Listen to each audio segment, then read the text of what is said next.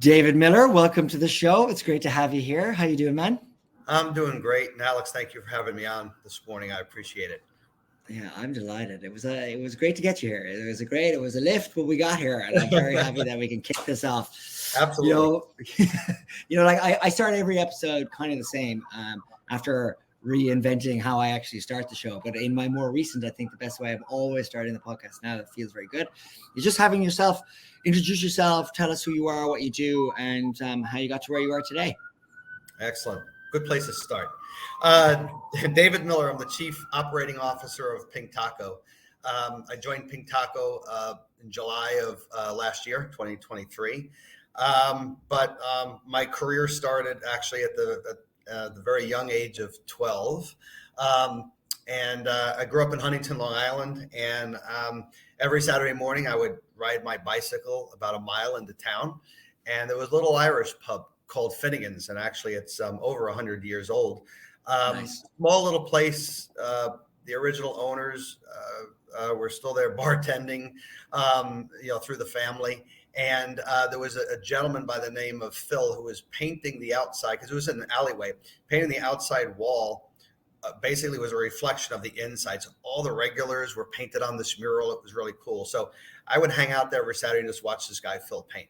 And the owner came out of the building one day and we just started chatting, and there was one door and there was two windows. And so every Saturday I would clean the windows and clean the glass on the doors. And I wasn't allowed inside, of course, but he would hand me a pint of Coca-Cola. And I just thought it was such a cool thing.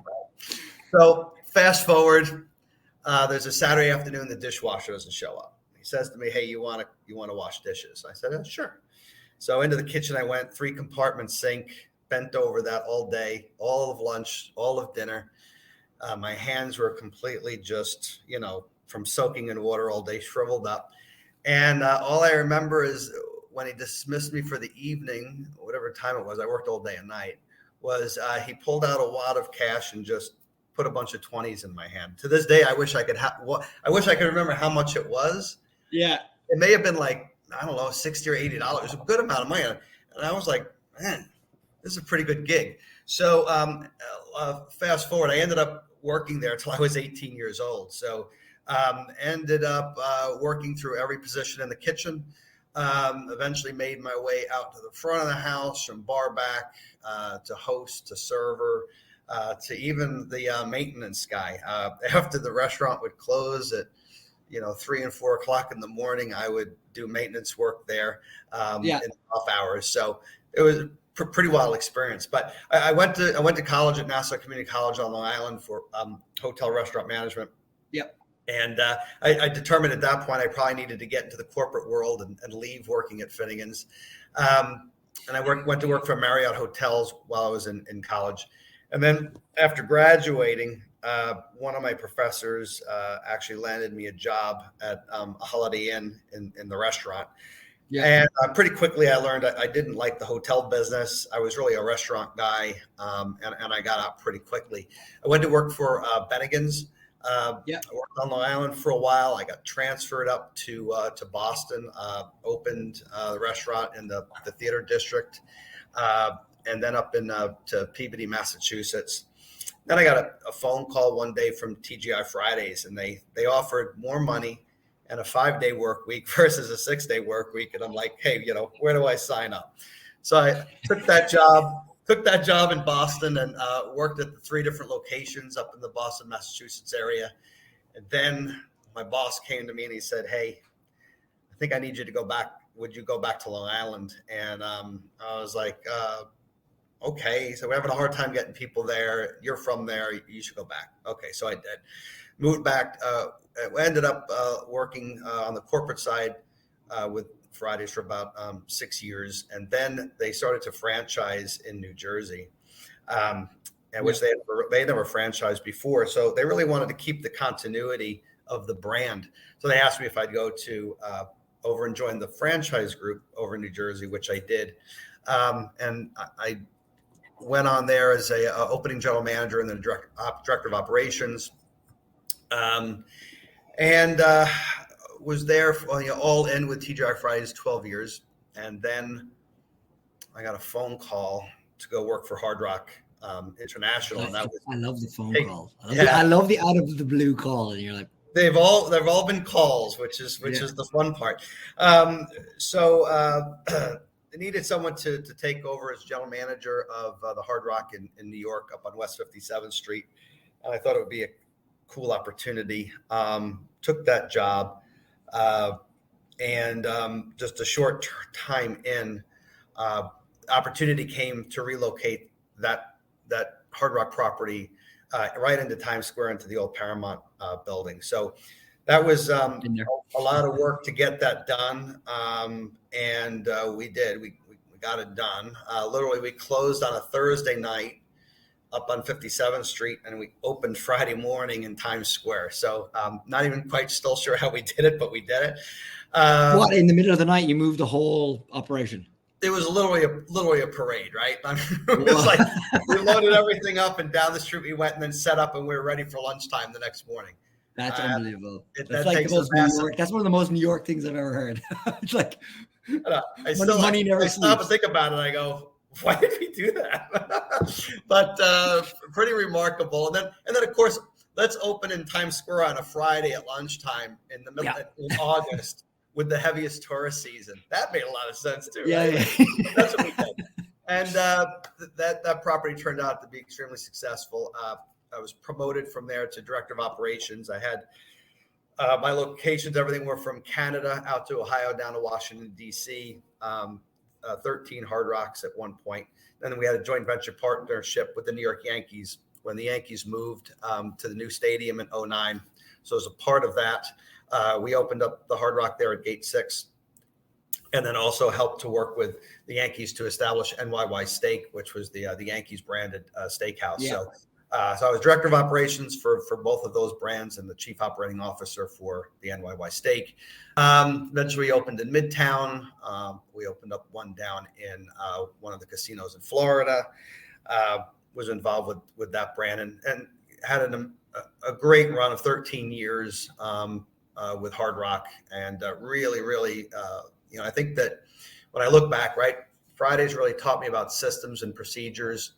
Hard Rock, same thing, but also expanded beyond that, right? It was the accountability piece. It was the philanthropic piece. It was all the other elements that went into running your business and the energy of that brand. Then this is when the other call came in. So another call came in, and they said, hey, we're looking for a vice president for Joe's Crab Shack for the whole East Coast. We need a New Yorker kind of guy, someone that knows the East Coast well. So it sounded like a great opportunity, running about 63 Joe Crab Shack locations. So I said, why not, right?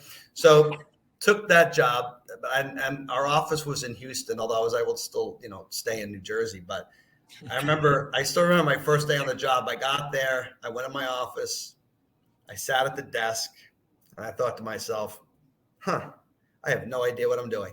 But stayed the course. Do it came natural to me, and it all came together very well. So was there for a number of years, and at some point we actually I ended up taking over the West Coast as well. So I think at one point I had about 111 restaurants in my portfolio. So I was on the road, constantly. But I really enjoy it, and I love getting out there and visiting different properties and seeing new people and really sharing of best practices and collaborating with people. So it was good.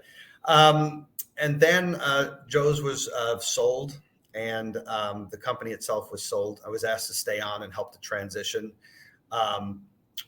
with the Tillman Group, Fatita, which I did. Stayed there for about a year. And then I got this other phone call. They were looking for a COO for a city winery, and based here in New York, locations around the country. Stepped into that role and really enjoyed it. My grab at that, right, was it brought into my love of music, my passion and love for wine, and then the whole hospitality and the food and beverage piece. So I was able to go to work every day and do all the things that I love. I'm like, there's no better job, right? So really grew that business, grew the internal pieces of that business, grew the brand. We went from, I think when I got there were 6 or 7 properties to 12, 13. We had some pop-up wine gardens on top of that. The relocation of the New York location from downtown over to Pier 57. So that was a really exciting time. Large group. We battled through, the 2-year run of COVID. And that was a ton of lifting and work and navigating and working a playbook that didn't exist, but you have to write one anyway. And that was that. So I departed City Winery and went to work for A La Carte Restaurant Group, which runs Carmine's, which there are several. Obviously, there's one here in New York in Midtown, one on the Upper West Side, and Virgil's Barbecue as well. And oddly enough, I would, come out of the office that was up on 7th Avenue, and I would walk towards Carmine's every day. And I said, Pink Taco's under construction. That's interesting. I hadn't seen Pink Taco since I trained for Hard Rock in 2002 in Las Vegas. So that was my first experience dining at Pink Taco, was in the Pink Taco inside the Hard Rock Hotel, in Las Vegas. So all of a sudden, boom, out of the blue, here's this Pink Taco coming here. I said, wow, still around. And then oddly enough, like a week later, I got a phone call saying, hey, we have a COO opportunity. And it's with Pink Taco. And faith. It was a no brainer for me because making the jump here, and this is where I am now, right? It had so much meaning for me. One, the tie-in with the Morton family, right? You've got the Morton family who started Morton Steakhouse. Yep. And his son starts Hard Rock in London in 1971. And now you have, Peter Morton's son, Harry Morton, at the age of 18 in 1999, starting up Pink Taco, brand new brand, right? And right there in Las Vegas. So, coincidentally, we turned 25 years old this May, which will be a big, celebratory time for us, and which is amazing. So, as things went on, Harry unfortunately passed away in 2019 at the age of 38. He had a heart condition that, obviously, he and everybody else was unaware of, and he ended up, passing away in his home at the age of 38. So investors came in, taken over the brand, and they're attempting now to, we're working at growing it, right? So the location in Las Vegas originally is closed because the Hard Rock sold that hotel and casino to Virgin. But we are going to reopen at a hotel property that we're linked to, which is the Silver Sevens in Las Vegas, just off the Strip. That hotel casino will be rebranded back to the original Continental Hotel Casino, and the Pink Taco is going to go in there. And our goal for that is 2025.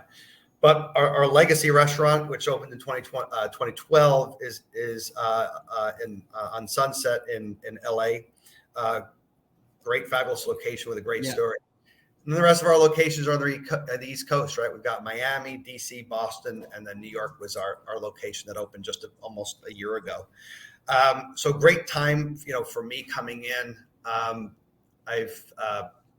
It's like, part of that piece of like being back with the connection with Hard Rock and the Morton family, but to be able to step in and have the opportunity to run this great brand that Harry Morton had such a vision for and such a passion for, and for him, to tragically pass, and this void to be here now to be able to pick that up and run with it. It's exciting coming to work every day. I really love the brand and excited to be in this position. Obviously it's extraordinarily tragic, that, he died so young. Wow. But it is an amazing opportunity for the brand, like you're saying, you know what I mean? Like, as in, it sounds to me that like you're thriving in a sort of startup environment because there's only so many locations. I'm understanding. Is it about 10 locations or something? Is it like nationally? Yeah, 5 right now. So 5, literally, right. It's ironic, right? We've been around for 25 years, yet we're in the startup mode, if you will, right? So, exactly. And so like, cause it's interesting hearing you say like, when you were like at the Crab Shack, Joe's Crab Shack, and you were like, what was it, 160 locations under you at one stage or something? You're like, I was on the, I was a whole bunch of us. You're on the road so much. And I guess the difference, I'm curious your take, like now, like being sort of in like post-COVID startup world, like how has your focus kind of changed now? Like what is your sort of like vision for the Pink Taco brand, like over the next 18 months? Like where do you see it going? Yeah, no, really exciting. So, I mean, coming in, when I joined in July, as I said, it was really, one, looking at the infrastructure that we had, like what do we need, like right out of the gate, right? So, I knew that we needed, certain positions, let's mock up an org chart, figure out what's needed today, what's needed maybe a year from now, 2 years from now, where are we, and it was really kind of a rebuild from the infrastructure standpoint. And we've been able to building that foundation is so important, right? Having the right people in the right positions, all aligned as a family and as a team is so critical. So, building that foundation. Then it was, for me, it was now listening to our guests. What are our guests saying about Pink Taco? Doesn't matter what I think or what I feel. It's what is the guest saying about us, right? So the thing I picked up very quickly was that we were missing on the food. We were missing on food quality. We're a very bar forward business, but the food needs to be as important, especially now versus maybe how it was in 1999, the early 2000s. Maybe it was a little bit different, right? But now it's just really mission critical that we have to align with the entire experience. So, the food was the first thing we attacked. And actually yesterday we just launched our new menu and we started this work back in October. We literally went, line by line on each menu item. We tasted everything. We looked at the feedback from the guests saying, what items do we need to improve on? Some of it was taste, some of it was value. So we went through and reevaluated each of the dishes, focused on the ones we needed to. We tested things here in New York first before we put it out. And then we finalized the menu. So everything from food quality to plate presentation to value, right? We needed to be able to deliver that to the guest. And so everything was focused on that, right? So, okay, if this item lives on a white plate, does it look better on a black plate? Does it look better on a tray? So we looked at, all of those things, all the different vessels the food could go on. So we're really, like I said, this menu launched yesterday. Same thing. We went through the whole beverage menu, the same thing, and really just tried to really just tweak it to take it from good to great. And that's what we needed to do. So, and look, we're still staying open-minded, right? We want to continue to get the guest feedback on this new menu. What do they like? What don't they like? What do we still need to work on? And we'll continue to tweak and tweak and tweak. It's endless. And we have to continue to do that to deliver. So the food piece was the big one. The other piece now is leadership. Do we have the right leaders running all of these businesses, right? We have to assess that and look at that. Do we have the people with the right mindset that are sales driven, they're hospitality people that know how to run a business, they're business people. So, we went through some of that too, right? Assessing where we were at all different levels of the management teams, and we're in a very, very, good place right now. As I mentioned before, we worked on our foundation and here at the Restaurant Support Center in New York, and we brought in a chief marketing officer. Great guy. Done a great job. And what we're partnering on and collaborating with, not just myself, but our entire team, is how do we make sure that our brand and our marketing is aligning with the guest experience? I mean, that for us is really mission critical right now. We have a certain brand image. We're vibe dining. We were built on vibe dining. Right. So we were built on rock and roll. How do we continue to make sure we're integrating that music, that vision that Harry Morton had? How do we continue to carry that through into 2024 and 2025 and beyond? Right. So really super critical for us that we hit every element of the guest experience, from the look and feel of our restaurants to the vibe, to the music that's being played, piped in, live DJs, high energy, great staff, energetic. All of these elements need to come together. This is what our guest is seeing on TikTok and Instagram and Facebook and other social posts that our guests, we have to deliver that every day to every guest. So that's mission critical. And that's our biggest focus right now, that we've got all of these other foundations lined up. Now we've got to start hitting on all cylinders at all times with all of our guests and all of our restaurants. Well, I'll tell you what, you've got a huge fan already and landed here, because I don't want to say the kid who reports to me, because he's like 25, but I guess that just means I'm old when I say it that way. But like, he lives in LA. And the second that we got in touch, he was like, "No way, Pink Taco is going to come on the podcast." He goes, "I love that place." So, when you mentioned like vibe dining, he is the ultimate vibe guy. So I could totally. There you go, right? Very like, cool. Thriving in there, which is very funny. But you mentioned something just before I dive into sort of the leadership part. You mentioned like value. Yeah. And like, defining value is a kind of nuanced thing. Like, when you think about value for the customer who comes into Pink Taco, like, how do you think about like what is value for them? Yeah.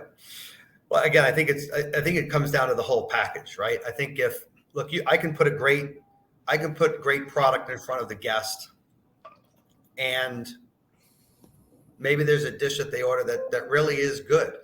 But if they don't feel like all the other elements have been hit, right? Maybe the ambiance is off. Maybe the restaurant's too cold. The air conditioning's cranked that day. And maybe the music's a little bit off. Maybe service levels aren't where they need to be. That dish may not have the same value, even though it's the product itself and we've executed it well. Yeah. And that's why, all of our points have to get hit. When we hit on the vibe, we hit on the elements of the restaurant. It's clean. It looks great. There's energy. The food tastes great. The drinks are great. The service levels are there. I have a great server. They're friendly. They're energetic. And it all comes together. Yeah. The guests don't even realize what they're paying, because they just don't even really care at that point, right? They know that, like, I went and I just had an amazing time and I can't wait to go back. Yeah. When you don't deliver, right? Like I said, the air conditioning's cold, the music isn't right, the service is a little bit off, maybe the server wasn't friendly that day, whatever. Now all of a sudden, I don't know, this dish really didn't have the value I thought it was going to have. So all these pieces really come together on, yes, we have executed a high level. The food and beverage need to be spot on, but we have to also deliver all the other elements to the guest experience as well. That's very interesting. I think I kind of has piqued something in my brain just thinking about it, in the sense that, like, when people ask what's the difference between marketing and advertising, or marketing and publicity, if they're all the pieces go into what makes your marketing, and it's like one element of the entire experience is lacking. It's like it impacts how people view the marketing, which is like the brand of like Pink Taco, which is interesting. It's funny you said that you weren't really into being in hotels earlier. You were like, I'm a restaurant guy. It's funny, like when I have hotel people on and you're dealing, in restaurants, you have like hangry people sometimes, but in hotels, you have people who like arrive in with the baby at 3:00 in the morning from a delayed flight. They're tired and they want to murder people basically.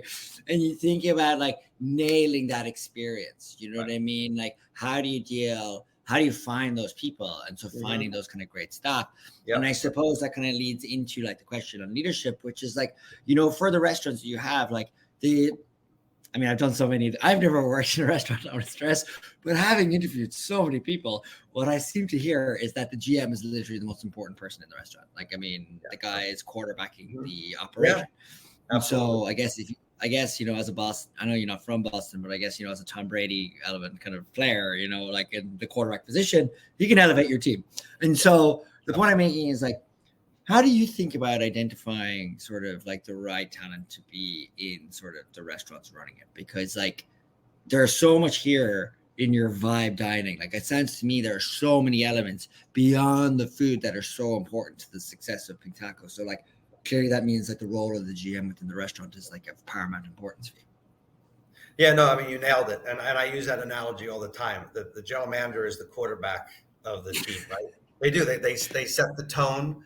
They set the culture for that business. And I can walk into a restaurant and within a minute, I can feel it in my gut if things are running well there or not. I mean, I know right away. And it starts and ends with the general manager. And so, when we're looking for people to run our restaurants, looking for great leaders, it's looking at everything. Sure, I mean, their prior history and where they come from and their pedigree and all of that is really important. But it's their drive, it's their energy, it's their attitude, it's how do they feel about the brand. I want them to know the brand and know what they're getting into. I mean, we serve breakfast during the week, brunch on the weekend, lunch, happy hour, dinner, and late night. I mean, we're going. There is no slowing down, right? So if you don't have good energy, I can tell you already, you're gonna struggle, right? So there's certain elements that we have to look for within the leaders and their drive and their energy and how they lead people. What's their leadership style? They set the tone, they set the culture. Ultimately for the company, I have to set the culture, and it's my responsibility every day to make sure that I'm delivering on that. And it starts here, at the restaurant support center, right? There's no cash registers up here at the restaurant support center. The registers are down in the restaurants and in the field. Yep.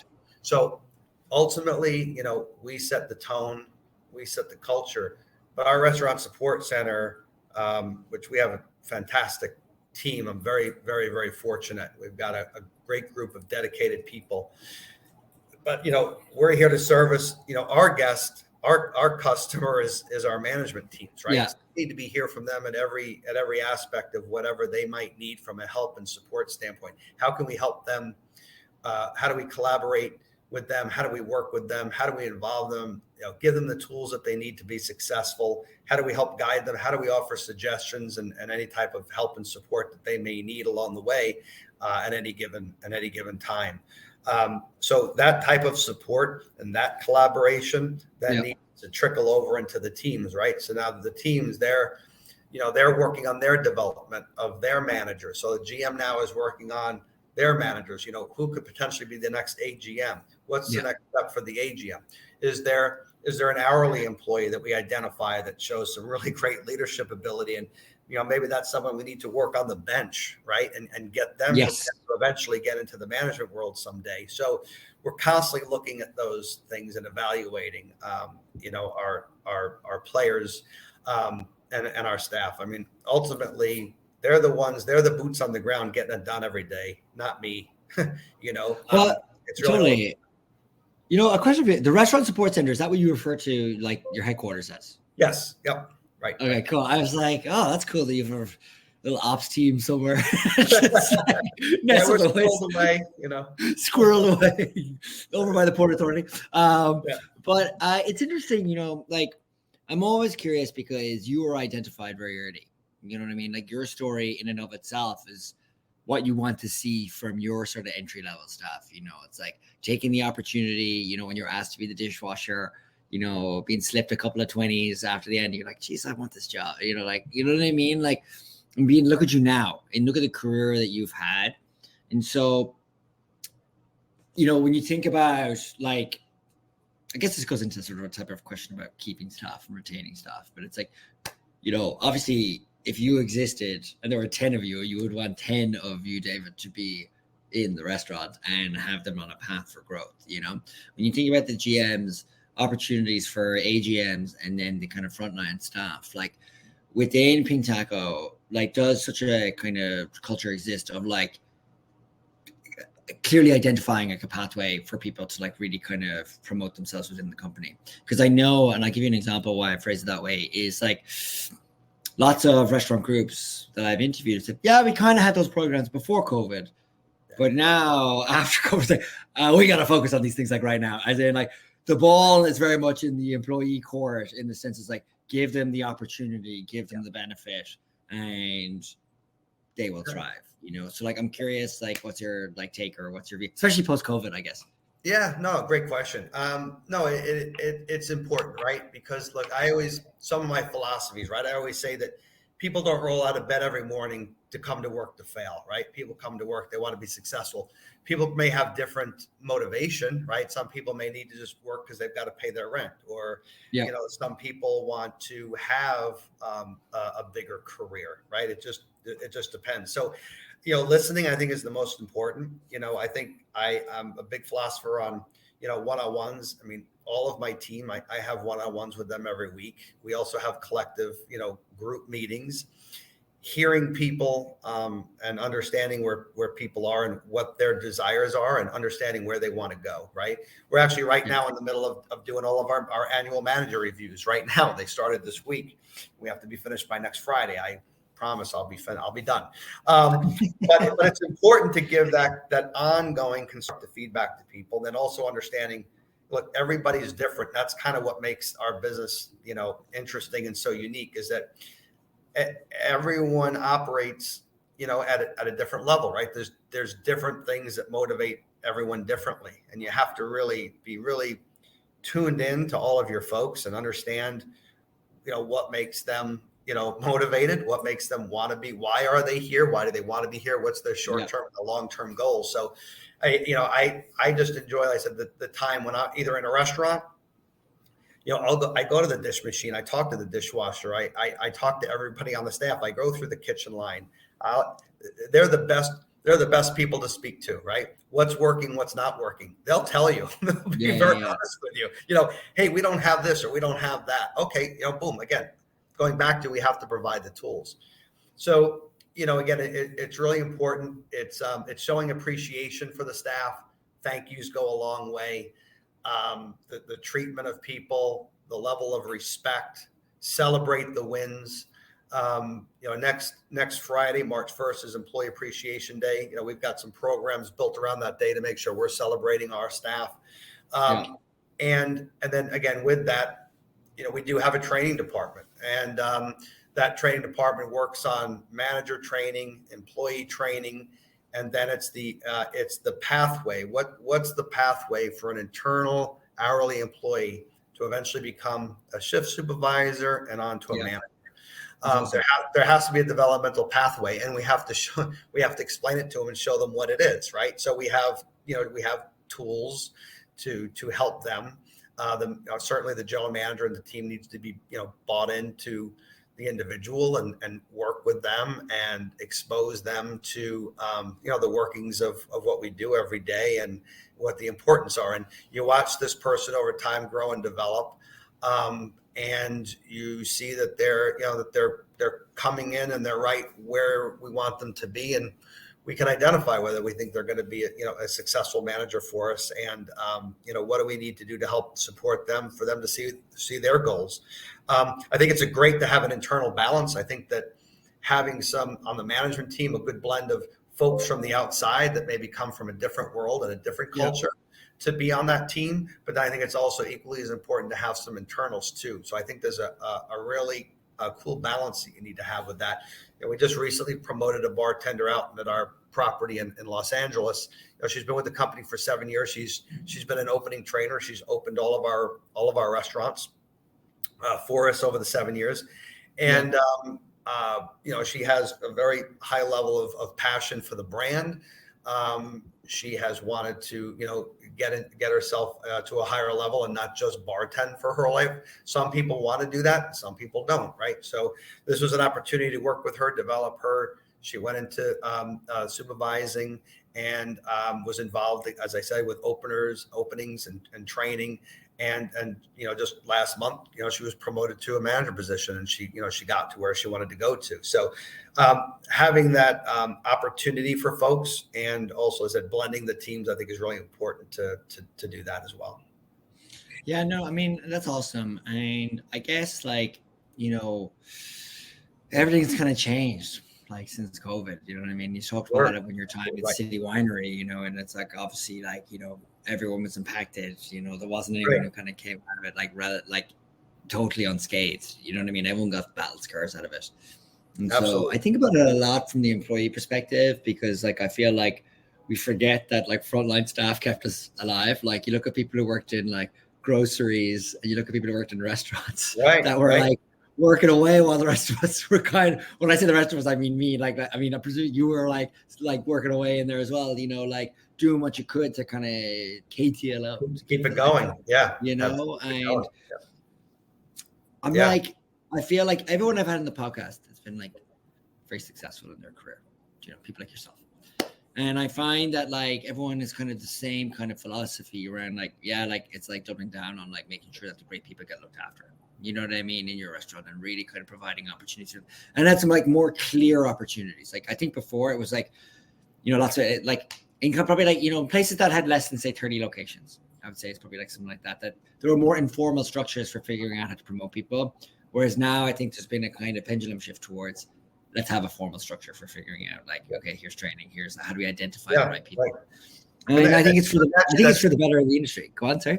No, it's really important to have that too, because, you know, having it structured, you know, helps you and it helps the individuals, right? Because if you're just sort of shooting from the hip and wild west, you know what are you getting? It's really not fair to the employee too, right? You want to be able to have these guidelines and these guardrails to be able to say, this is what makes a successful manager for us here at Pink Taco. And, you know, what elements do you have? What things do you still need to work on? I think it helps to create a better plan for the individual so that they know what to work on. Otherwise, it's just like, oh yeah, you'd be a great manager. You know, go ahead. Like, you know, you want to be able to give people direction and give them the feedback so that they know what they need to work on. People, they want expectations. They want transparency.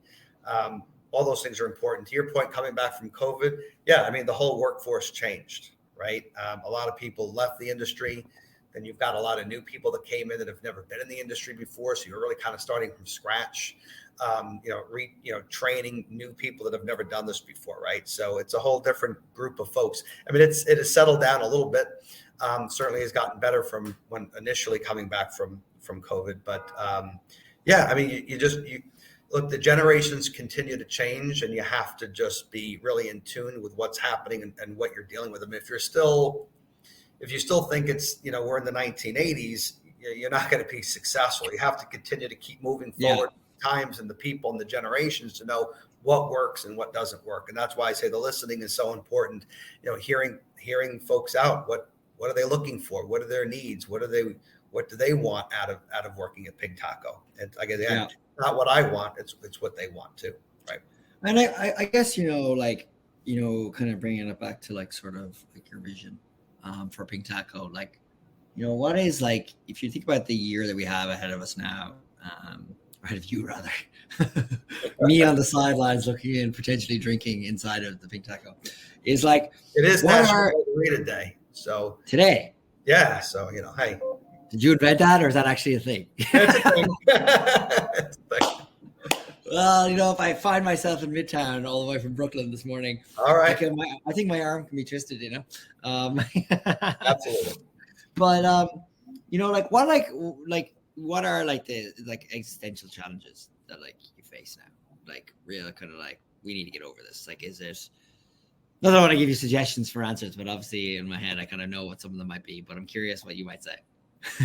Yeah, I mean, you know, like I said, right now, like I said, this was we're kind of in a startup stage. We were also, you know, in a rebuild stage, right?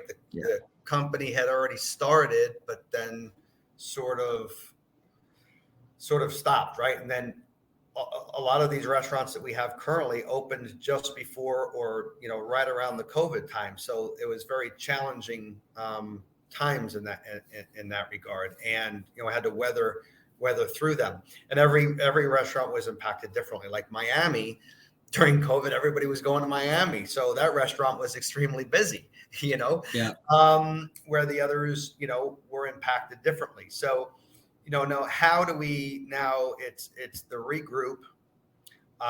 It's getting ourselves really back on track, getting us rebuilt. That's why I'm very excited that, you know, we are going to start opening more restaurants again, Las Vegas being our next, next year. I can at least breathe a little bit and say, okay, we have got to get these 5 restaurants humming on all cylinders, right? We've got to get the foundation, which we have built, and now we have to continue to build, focus on the things we need to focus on, so that these 5 existing restaurants are absolutely firing on all cylinders, from a top line, bottom line standpoint, operationally, staffed, locked and loaded, ready to go. So we can now shift our attention towards additional openings as we continue to grow the company. That's just, it's critical right now. We can't be in a position where we get ready to open a restaurant next year and we're still lagging behind, right? We've got we've rebuilt at this point where I said our trajectory is solid. We're in a really good place, feel really good about where we are. We've got quite a bit accomplished in the last 6 months, and we're in a good place, but you can't take your foot off the gas pedal. You've got to keep going. You can't look and go, okay, we're on cruise control now. I mean, you're never on cruise control. We're constantly having to challenge ourselves to be better than we were yesterday. What else can we do? We need to keep up on trends. What's happening out in the industry? What are people looking for? What are we missing? What do we still need to do better? So I think it's just constantly challenging ourselves every day, like I said, and just keeping at it to make sure that we're the best that we can be, and we're delivering for our guests. So as we continue to build more restaurants, our reputation is so strong that we're self-marketing ourselves, right? We have people wanting to go and excited that we're coming to their city. That's awesome. And that makes me so happy to hear that. You must be buzzing. Absolutely. I can feel it emanating because it sounds like the pieces of the puzzle. It's like you're at the beginning of building one of those 3D Eiffel Towers, the 3D Empire States. It's like, what it's going to look like. You just have to get the pieces together and get it built, and it sounds like you're getting the foundations of it ready now, and you're ready for the next lift off trajectory, which is you're going to get the base, which will be Las Vegas next year, and then on to the next, phenomenal. This is awesome. I'm buzzing for you. Really exciting. Yeah, it's exciting. And as I said, it was, even with our team here, right? That transparency and communicating with them and letting them know what we're working on. And they know every step of the way of, what we're working on, what we're doing, how they're a part of it, right? It's this whole collaboration piece and working together. And that's what people want. They want communication. They want transparency. They want to know, if I'm working in an office or I'm working in a cubicle, what's my contribution, right? And where's the company going? What are we going to do? Where are we going to be a year from now, 2 years from now? They want to know. And we constantly have those conversations. We share. I believe that transparency is really important, and people need to know, where we are and, what we're doing well, what we're not doing well, and how they can be involved in helping us get to the next level. That's awesome. Well, David, look at us. Look at the time. I think we've come to our flown by end of the show. It's flown by, exactly. The thing I like to ask people at the end is, what sort of advice would you give people listening to the podcast? Is there, because remember, these are your peers. Yes. Yeah.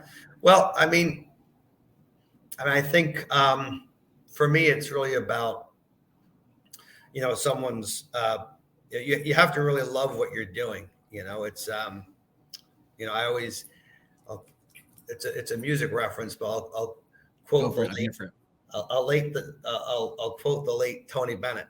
Tony Bennett says he never worked a day in his life. Why? Because he loved what he did. And that's, you have to have, this is a tough business. It's a tough industry. As you mentioned before, hangry guests, we have guests that come in and, you have to realize that everyone comes into your establishment. They're coming in for a different reason, right? Maybe they're coming in to celebrate and it's a happy time. Maybe they've just left a funeral, right? You don't know what's going on in someone's life. And, it's our job and our responsibility to create the best experience we can to let them, no matter what kind of day they're having, they leave feeling good. And that's really important. So I think you have to be very passionate about what you do. I wake up before my alarm every morning. My feet are hitting the ground. I'm ready to come in and get to work with this great team that I have. And we share our love and passion for the brand. And I think if you don't have that, then I think then it becomes work and it becomes very challenging. And I think, I'm very fortunate. I get to do what I do every day and work for a brand that I really, really care about, because that's really important for me too, right? I mean, I can go and apply for a job or go work anywhere or somewhere. I think you have to believe in the brand. You have to believe in its mission. That's why, I mean, even now we're incorporating philanthropy. That's really important, not just for myself, but for people, right? The employees love that. They love that we're involved in doing something for Pride Month, and we're involved in the Harry Morton Fund, or we're involved with, Why Hunger, or, we're feeding the homeless on Thanksgiving. All of that really resonates with the employees as well. And you got to be, 365 days a year, you got to be passionate about what you're doing. Right on, man. The great sentiments, and I really appreciate it. I think they're lucky to have you over there at Pink Taco. Well, thank you. I'm lucky to be here. And I wish you all the best with it, and when I pop over to Midtown, I'll be sure to be like knocking on the door to be like, David, get down here. That's right. Let me know, man. We got to do some cheers for sure. Yeah, absolutely. All right, man. Well, thanks for coming on. Thanks, Alex. Appreciate it. Thanks so much. Have a great rest of your day. Cheers.